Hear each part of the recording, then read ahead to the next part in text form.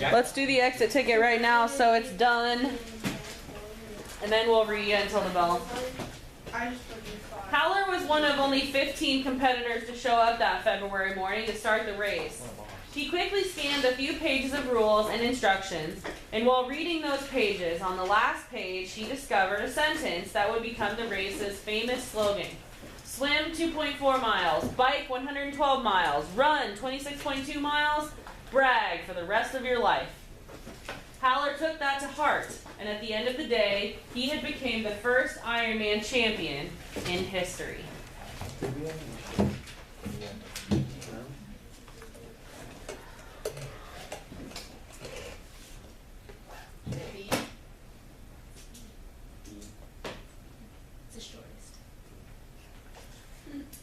Okay, so there's two types of questions on this portion of the ACT. There's the parts that have grammatical errors, and then there's the word choice parts.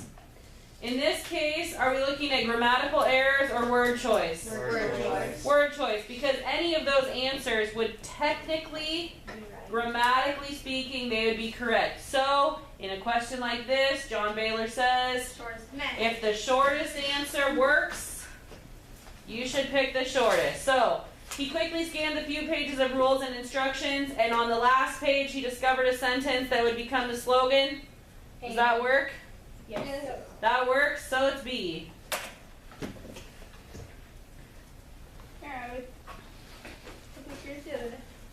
Okay, now we need Cade, Carlene,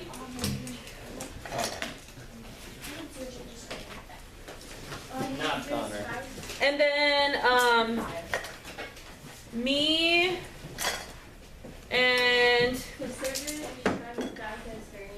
Abby and Allie will be the witches. But we're actually going to skip to page 15. I'll be first witch. Who's the other witches? Allie, you can be 2. Abby, you can be 3. You be Banquo, you be Macbeth. Banquet. Okay, so, you guys stay over here by me. You stay over here by me.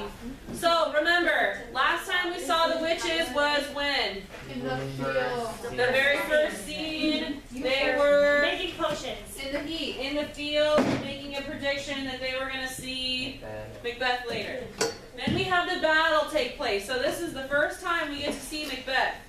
Okay, so this scene starts and the witches appear and they have a little conversation. We can probably delete a couple questions on the study guide. We'll get to it in a minute. So we're gonna. This scene's gonna take place on the heath again. Yep.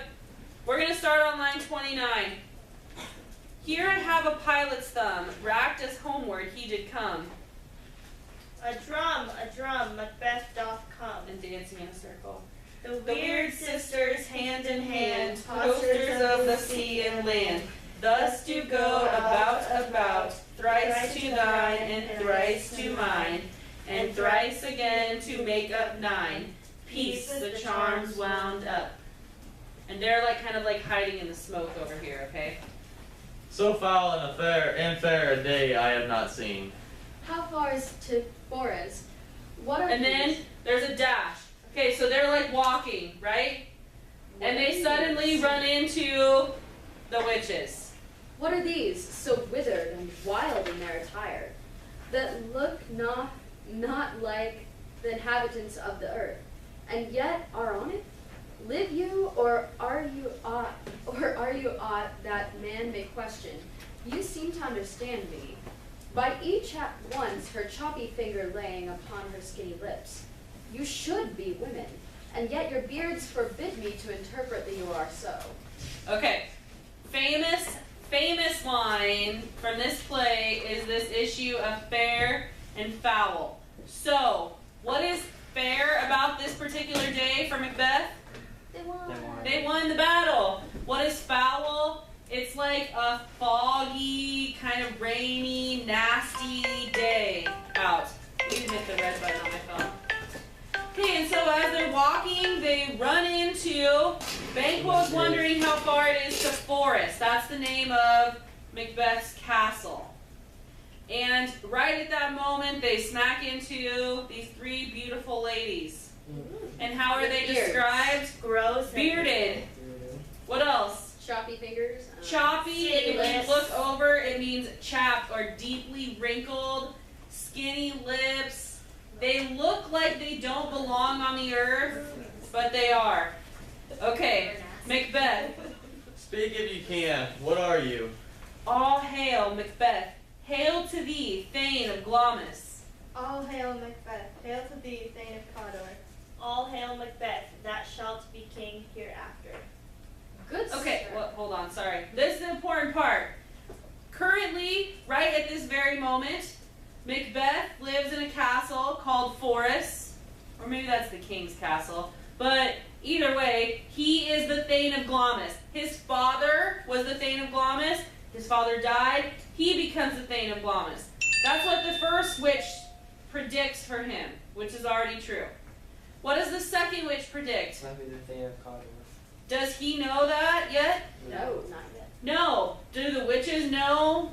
Hypothetically, were they there at the last scene? No, and yet they predict that it will Happen. happen, and the third witch predicts So be king. he will be king. Okay. Good sir, why do you start and seem to fear things that do sound so fair? So Macbeth is very startled by this information. In the name of truth, are you fantastical, or that indeed which outwardly you show? My noble partner you greet with present grace and great prediction of noble having and of royal hope, that he seems rapt withal. To me you speak not. If you can look into the seeds of time and say which grain will grow and which will not, speak then to me, who neither beg nor fear your favors nor your hate. Okay, so what does Banquo want? Tell my prediction. Yeah, you got all these great things to say about my buddy over here. He's too shocked to even speak. What about me? Hail. Hail. Hail. Lesser than Macbeth and greater. Not so happy, yet much happier. Thou shalt get kings, Though though thou be none. So all hail Macbeth and Banquo. Banquo and Macbeth all hail. Okay, so Banquo's predictions are a bunch of Well, contradictions. contradictions. You will be lesser, but greater. You will not be as happy as him, but Happier. much happier. You won't ever be king, but you will get kings, which means he will have kings in his Family. family. He won't be one, but someone in his family will be. Stay, you imperfect speakers. Tell me more. By Sinel's death, I know I am Thane of Glamis. But how of Cawdor? The Thane of Cawdor lives a prosperous gentleman, and to be king stands not within the prospect of belief. No more than to be Cawdor. State from whence you owe this strange intelligence, or why upon this blasted hell you stop our way with such prophetic greeting. Speak, I charge you. And they vanish. Okay, Okay. so what does Macbeth tell them?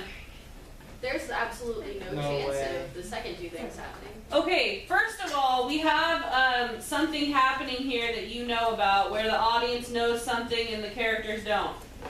Dramatic. Dramatic irony. What do we know about Cawdor? He's dead. He's dead because he Was it Yeah. traitor? was a traitor, and Macbeth is going to Take his place. get his place. Do Macbeth and Banquo know that? No. No. No, Macbeth believes that Cawdor is a Great. prosperous gentleman alive somewhere, doing well. And to be king is almost Impossible. impossible. We already know that Duncan has what? Elena was one of them. Oh, the son. His son. And actually, if we read the character chart, we could see that he has not only Malcolm, but also another son. So in order for anyone else to be considered, Malcolm would have to die, and so would Donalbain. And as a matter of fact, Duncan is in pretty good health, so it's not looking like he's going to die anytime soon either. So for Macbeth to ever be king is like almost Impossible. Unconsiderable. Okay. The earth hath bubbles, and the water has, and these are of them. Whither are they vanished? Into the air, and what seemed corporeal melted. As breath into the wind, would they have stayed? Were such things here as we do speak about? Or have we eaten on the insane root that takes the reason prisoner? So Banquo thinks maybe Indigestion, are we crazy? they either eat something poisonous or they're having indigestion that's causing them to have hallucinations. Your children shall be kings. You shall be king. And Thane of Cawdor too. Went it not so? To the same self-same tune and words. Who's here? I'll be Ross and then we'll stop after this. The king hath happily, wait, somebody was already Ross, weren't you? We'll switch, you be Angus. The king hath happily received Macbeth, the news of thy success, and when he reads thy personal venture in the rebels' fight, his wonders and his praises do contend which should be thine or his. Silenced with that, in viewing over the rest of the self-same day, he finds thee in the stout Norwegian ranks, nothing afeard of what thyself didst make, strange images of death.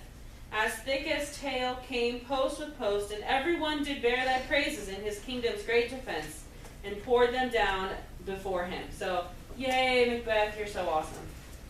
We are sent. Yes. We are sent to give thee from our royal master thanks, only to herald thee into his sight, not pay thee. And for an earnest of a greater honor, he bade me, from him, call thee Thane of Cawdor, in which addition, hail, most worthy Thane, for it is thine. Okay, so, moments after the witches vanish, He's now Ross. Ross and Angus show I up meant to Talon, he is tell them the news. Cawdor. You are Cawdor! And what do you think these two facial expressions would look like? Surprise. Well, You, like, What? okay, literally, what just happened seconds before this to these they guys? said that he was going to The witches. The witches predicted He would be. this would happen.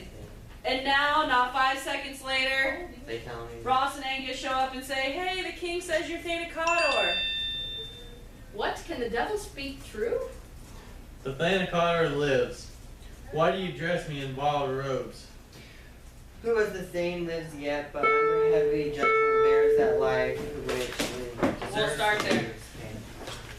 There's probably a couple of questions at the beginning of the study guide that you can delete. Like, what are the witches talking about? The sailor's wife. What Yeah, about delete that question. what about what did the first witch plan to do because she said no? Can you Delete answer it. that one? Delete that one. So is that 2 and 3? Yep.